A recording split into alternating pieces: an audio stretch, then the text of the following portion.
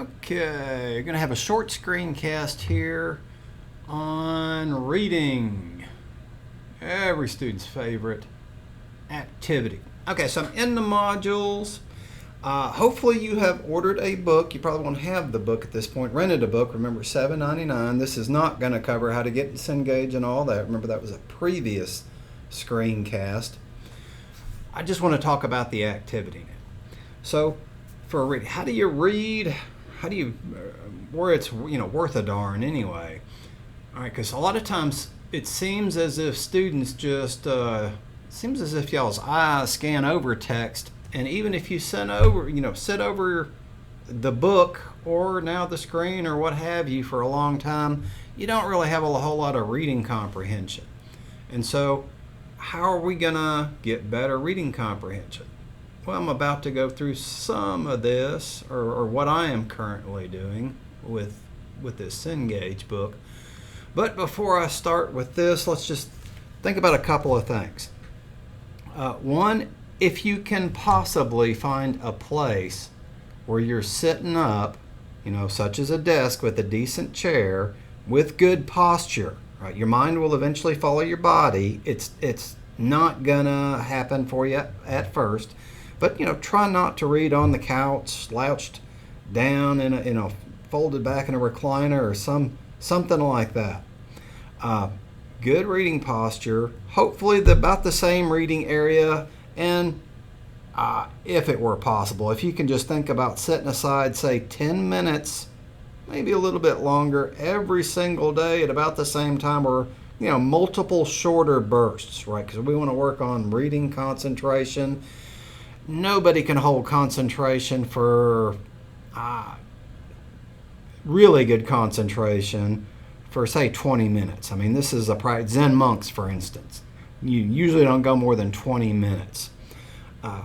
So what you want to do is think about short bursts, get up and walk when you lose concentration, think about your posture, and as an activity, you're going to have to work on this. Remember, this isn't just for this course.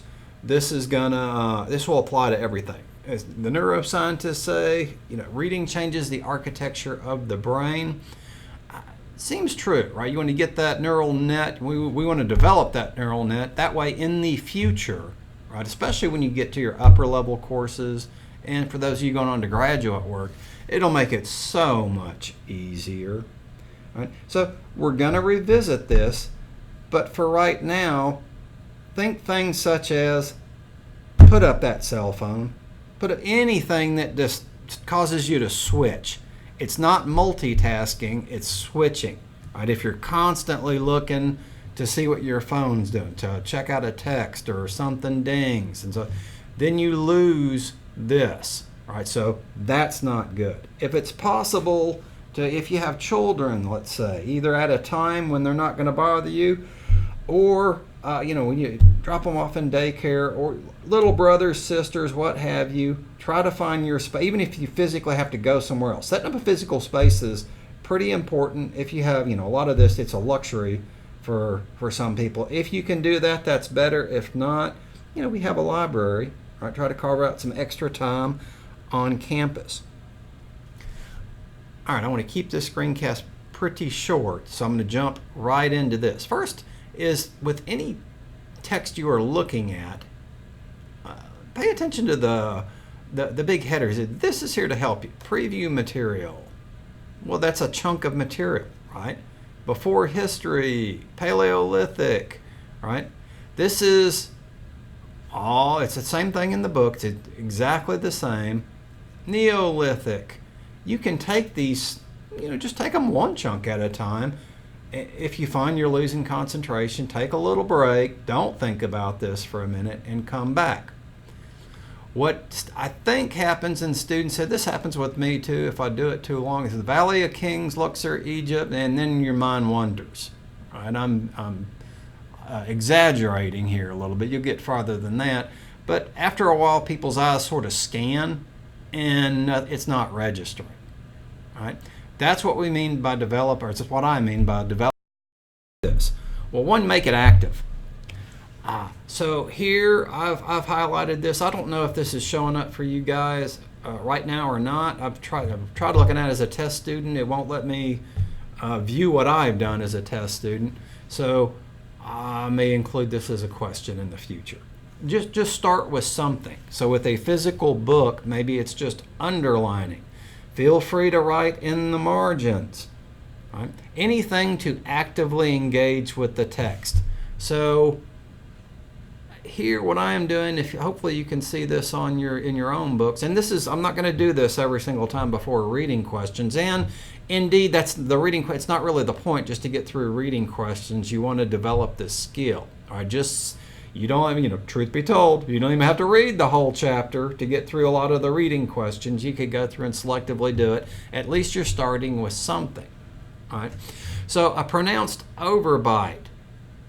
Would that struck me? Would that strike you? Not necessarily, right?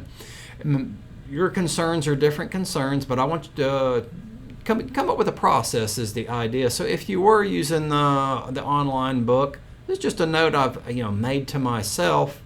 We actually went to Tutankhamun's exhibition at a different class a long time ago where I load them up in students up in People Movers, and if I remember correctly, not just Tutankhamun, but a lot of the pharaohs they're inbred.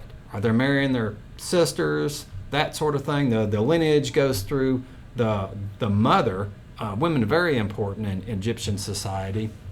But in Tut's case, forget about his mother, but definitely before his father. A lot of brother-sister pairings and so on. So I don't know. That's the soap opera part of me, or whatever you want to call it. But a lot of Egyptian pharaohs were absolutely inbred. Right. Now, you're probably not thinking that. Some of this other stuff is sticking out with you. It's not really important necessarily what it is. That's going to change over time. What's important is that you have a system to do it. And in the system that we have with Cengage, you get these options. All right, so I'm just currently using two options. I'm using yellow when I'm making a note, and something that just sticks out, I'm putting it in green. So black pigment, what did I do with this? I don't remember. Oh yeah, with the football players. All right. So one of the things I would talk about if we're in class, or as if I do a screencast where I just go through the whole chapter, same thing, right? Just like football players put the black stuff under their eyes, Egyptians, especially prominent, aristocratic, not necessarily just the pharaoh, but in that league. All right, they would keep the sun out.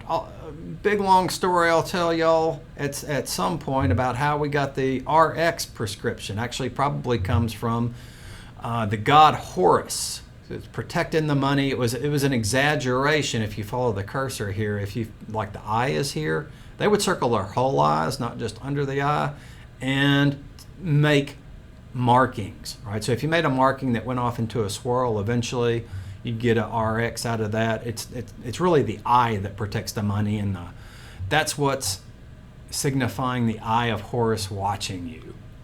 All right, but I'm in a different section here now. Prehistoric art, stenciled handprints. These actually go way back. Australia's, I believe, is what it was. I was going to look this up, and I want to say off the top of my head around 40,000 BC. I haven't actually looked it up yet, but it's way before the cave drawings. Again, something that stuck out to me. So you see my process here. I'm going to keep going forward a little bit. Making of tool. Why this had good thing for y'all to look up, maybe do a presentation on. Making of tools is much more complicated than we think it would be. Oh, this is what I wanted to get to. Here I start with the green stuff. I don't have a note on it. It just stuck out to me. I would mention it in class. And so likewise, I'll probably do this in the screencast. But first, I want to make sure you guys can actually see what I am highlighting, and that our systems, I believe it's supposed to work like this. Anyway, this is our first semester in English, humanities, and some of the other the softer disciplines, what we call them in academia. I will check with you all And so remember, don't get frustrated if you find yourself losing concentration. The best thing you can do, take it in small chunks. Just get to a couple of minutes, good concentrated window. And if you find yourself getting fuzzy, best thing you can do, just go for a short walk. Doesn't need to be that long, a few minutes. Try to clear your head. Walking's really good for clearing your head. And return to it. Please get off the cell phones, right? Switching is just god-awful for you for developing the deeper tool. Analysis, synthesis, evaluation. When people say critical thinking, they usually mean one of these three things. And I want to keep this screencast short, so I'm going to end it here.